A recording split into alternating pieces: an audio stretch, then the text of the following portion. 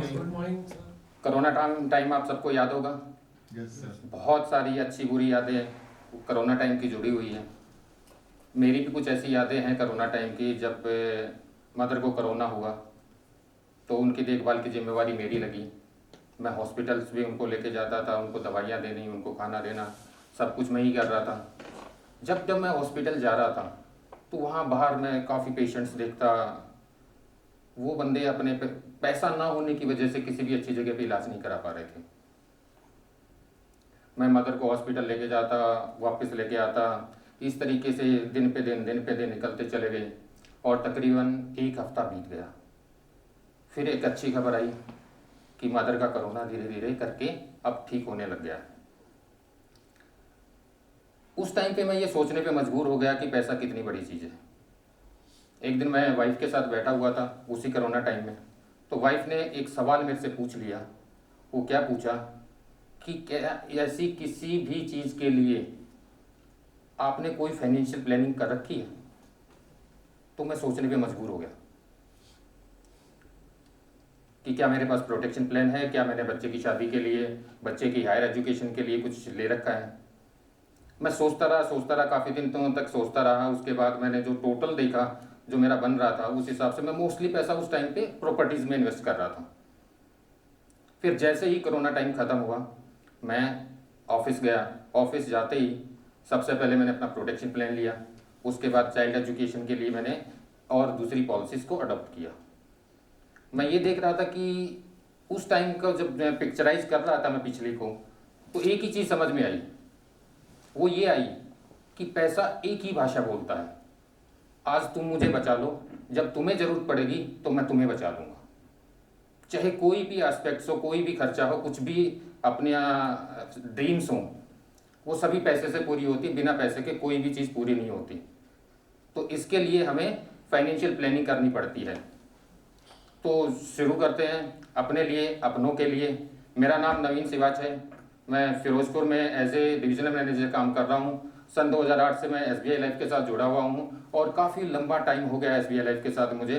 SBI life आपको बेहतरीन, हर एक जगह पे बेहतरीन आपको प्लान्स प्रोवाइड करती है जिससे आपका फाइनेंशियल सॉल्यूशन हो सकता हो। तो आपका शुरू करते हैं।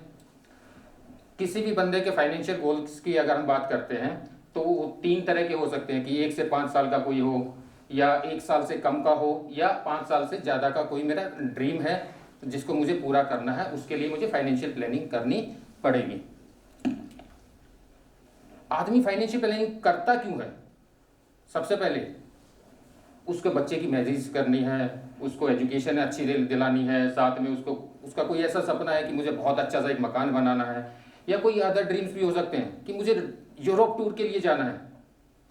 इसके साथ साथ अपनी रिटायरमेंट प्लानिंग के लिए वो अपनी प्लानिंग करता है कि मेरे पास इतना कॉर्पस होना चाहिए। गारंटीड एंड इक्विटी बहुत सॉल्यूशंस SBI लाइफ के पास हैं, जिसमें गारंटीड प्लान्स में अब अपने लिए भी और अपने बच्चों के लिए भी कोई भी प्लान चूज कर सकते हैं। गारंटीड में हम आपको रिटर्न में देंगे। जैसे 2 तरह के कस्टमर होते हैं, जो गारंटी में विश्वास करते हैं और कहते हैं कि मुझे कोई रिस्क नहीं चाहिए, मुझे बिल्कुल फिक्स ही पैसा चाहिए, आज ही मुझे बता दीजिए कि इतने टाइम के बाद मुझे कितना पैसा मिलेगा। तो SBI लाइफ के पास गारंटीड प्लान्स भी हैं और साथ के साथ यूलिप्स के भी प्लान्स हैं जो बेहतरीन रिटर्न आपको दे रहे हैं। ये आप अपने लिए और अपने बच्चों के लिए, दोनों के लिए परचेज कर सकते हैं। वाइड रेंज ऑफ यूलिप के हमारे पास बहुत सारे यूलिप्स के प्लान हैं, एक नहीं है, आपकी ज़रूरत के हिसाब से हमारे पास सारे हैं। Wide range of traditional plans. अगर आप यूलिप्स में और गारंटीड में नहीं जाना चाहते हैं, आप लॉन्ग टर्म के जैसे LIC के प्रोडक्ट्स होते थे उस तरह का कोई प्लान्स लेना चाहते हैं, money back, whole life insurance, तो आप उसमें जा सकते हैं। Wide range of protection plans. Protection plans भी SBI लाइफ के पास 2 तरीके के हैं, जिसमें आपको जो सबसे बढ़िया प्रोटेक्शन प्लान है वो रिटर्न ऑफ प्रीमियम का है। जो पैसा आपने दिया है वो भी आपको वापस मिल जाएगा। साथ में wide range of retirement solutions. अगर आप अपनी रिटायरमेंट की प्लानिंग कर रहे हैं तो साथ के साथ आपको ये देखना पड़ेगा कि मेरे पास कितना कॉर्पस होना चाहिए और उसके लिए मुझे कितनी आज इन्वेस्टमेंट करनी है। Why SBI life insurance? मेरे पास और भी बहुत सारे ऑप्शंस हैं, लेकिन SBI लाइफ ही क्यों? तो मैं आपको बताना चाहूँगा कि SBI life number 1 trusted brand है।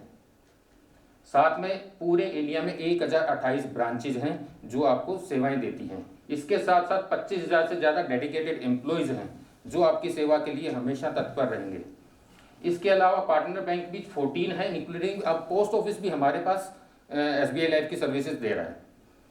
टोटल एसेट बेस 3,53,422 करोड़ रुपए का है। इसके साथ साथ इक्विटी फंड की एवरेज रिटर्न, इक्विटी फंड हमारा 10 जनवरी 2005 को लॉन्च हुआ था 10 रुपए के यूनिट प्राइस से।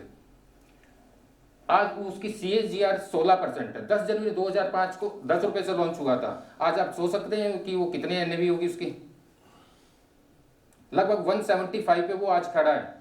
मतलब 18 साल में लगभग 18 गुना पैसा इक्विटी फंड में लोगों का हुआ है। इसके अलावा हमारे पास अगर बंदा कोई और ज़्यादा रिस्क लेना चाहता है तो हमारे पास मिड कैप में है। मिड कैप के अंदर भी 2016 से 19% की CAGR अभी तक आई है। 19% का ब्याज आप सोच लीजिए कि कहाँ किस इंस्ट्रूमेंट में मिलता है। गारंटीड रिटर्न्स में भी हम आपको 6.25% से ऊपर का रिटर्न्स देते हैं। फॉर मोर इन्फॉर्मेशन आप वो कर सकते हैं। इसके साथ साथ मैं आपको ये बताना चाहूँगा कि SBI लाइफ के पास सभी तरह का सॉल्यूशंस हैं। अगर आपको अपने बच्चों के लिए मैरिज के लिए प्लान करना है तो अलग हमारे पास प्रोडक्ट्स हैं। अगर आपको बच्चे की एजुकेशन के लिए करना है तो अलग प्रोडक्ट्स हैं। आपको अपनी पेंशन के लिए करना है तो अलग प्रोडक्ट्स हैं। आपको अपने लिए प्रोटेक्शन प्लान खरीदना है तो डिफरेंट प्रोडक्ट्स हैं। तो कोई भी प्रोडक्ट के बारे में अगर आपको विस्तार से कुछ भी आपको पूछना है तो आप मुझे कॉल कर सकते हैं। Thank you so much. अगर आपका कोई सवाल हो तो पूछ सकते हैं।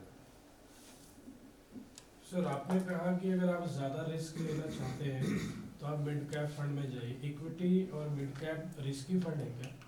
बिल्कुल सर, पैसा शेयर मार्केट में लगता है, मार्केट के हिसाब से रिटर्न्स आती हैं। हम आपको रिटर्न में कुछ नहीं देते हैं कि आपको इतनी रिटर्न्स आएंगी। वैसे भी हम लोग कोई भी चीज़ परचेज करते हैं, इवन अगर मैं एक पेन लेने के लिए भी बाजार में जाता हूँ तो मैं क्या देखता हूँ कि वो पेन मैंने पहले यूज़ किया था उसका क्या रहा, या मैं पेस्ट लेने के लिए जाता हूँ। अब अगर हम इतनी छोटी छोटी चीज़ों के लिए ये देखते हैं कि पास्ट में क्या उसने परफॉर्मेंस की है, तो पास्ट परफॉर्मेंस आपके सामने है sir. But how do you define risk sir? देखिए, मार्केट में अगर आप किसी भी टाइम पे ये चाहेंगे कि मैं इमीडिएट आके पैसा निकाल लूँ और उस टाइम पे मार्केट डाउन है, that is the risk. You have to wait for a certain period. जितना लंबा टाइम आप इसमें रहेंगे, इन्वेस्टेड रहेंगे, उतना ही आपको बेटर रिटर्न्स मिल जाएंगे और रिस्क आपका घटता चला जाएगा। वैसे आप क्या रिकमेंड करते हैं, हमें इक्विटी में जाना चाहिए या गारंटेड में जाना चाहिए? सर वो आपका पर्सनल है। अगर मैं आपके साथ बैठूंगा 1 to 1 पर, जब हम लोग बैठेंगे तब ये देखा जाएगा कि आप कितना रिस्क ले सकते हैं। अगर आप थोड़ा सा रिस्क ज़्यादा लेंगे तो मैं आपको सजेस्ट करूंगा कि आप मिड कैप में जाइए, क्योंकि मिड कैप की रिटर्न्स जो है वो अल्टीमेट है। और मिड कैप में क्या रहता है कि मिड कैप फंड्स में जितने भी स्टॉक्स आते हैं वो हमेशा ये कोशिश करते हैं कि मैं किसी न किसी तरीके से लार्ज कैप में चला जाऊँ, तो वो बेटर परफॉर्मेंस देने की कोशिश करते हैं। मेरी एज जैसे अभी 30 साल है अभी। Yes sir, you can go for the mid किस तरफ कैप। जाना चाहिए? आप मिड कैप में जा सकते हैं सर, मिड कैप में। बस। सर, आप अगर कोई 55 साल के पर्सन हैं उनके लिए क्या रिकमेंड करेंगे? उन्हें किस तरफ जाना चाहिए, कौन सा ऑप्शन उनको चूज़ करना चाहिए? सर देखिए, वैसे तो थंब रूल जो ये कहता है कि जितना पैसा आप लगा रहे हैं उसके हिसाब से आप अपनी एज को माइनस कर दीजिए। तो अगर आप 55 के हैं तो आपको 45% इक्विटी में रहना चाहिए और 55% आपको बॉन्ड में रखना चाहिए। मतलब ऑलमोस्ट आधा मैं। हाँ, yes, you can go for 50-50। Yes. ठीक है। तो रिटायरमेंट के लिए हमारे पास में जैसे NPS हमारा चल रहा है, तो रिटायरमेंट के लिए तो हमें सोचने की जरूरत नहीं है। Yes sir. काफ़ी हो जाए। I think that is best instrument for retirement. अगर आपके पास रिटायरमेंट का, सर हमारे पास तो बहुत सारे सॉल्यूशंस है ना। क्या आपने अपने बच्चों के लिए कर लिया है, उनकी मैरिज के लिए कर लिया है? क्या रिटायरमेंट में आप यूरोप घूम के आना चाहते हैं? नीड्स सिर्फ एक नहीं होती सर, नीड्स बहुत सारी हैं। मैं इसीलिए आपको कह रहा था कि जब हम 1 to 1 बैठेंगे तो नीड आइडेंटिफिकेशन होगी। आपको किस चीज़ की ज़रूरत है? अगर आपका NPS में अच्छा खासा पैसा बन रहा है और आपको लगता है कि वो अमाउंट सफिशिएंट है, तब आपको रिटायरमेंट प्लान की सोचने की ज़रूरत नहीं है। अगर कहीं किसी पॉइंट पे आपको लगता है कि NPS में वो रिटर्न्स नहीं आएंगी जिससे मेरा बुढ़ापा अच्छे से कट सके, तो आपको रिटायरमेंट प्लान की उसमें एक एडिशनल आपको और सोचना पड़ेगा। मेरे पास ना कुछ FD में पैसा पड़ा हुआ है। 15-1 लाख रुपए, उसका कैसे करना चाहिए? तो सर उसके लिए तो मुझे इंडिविजुअल आपके साथ बैठना पड़ेगा। मैं आपके घर आता हूँ, आराम से आपके साथ बैठता हूँ, चाय पीते हैं और आपको 15 लाख रुपए किस तरीके से इन्वेस्ट करना चाहते हैं, डिफरेंट हमारे प्लान्स हैं, आपकी नीड के हिसाब से आप उस प्लान्स को लेना तो आपको बेटर रिटर्न्स रहेंगे।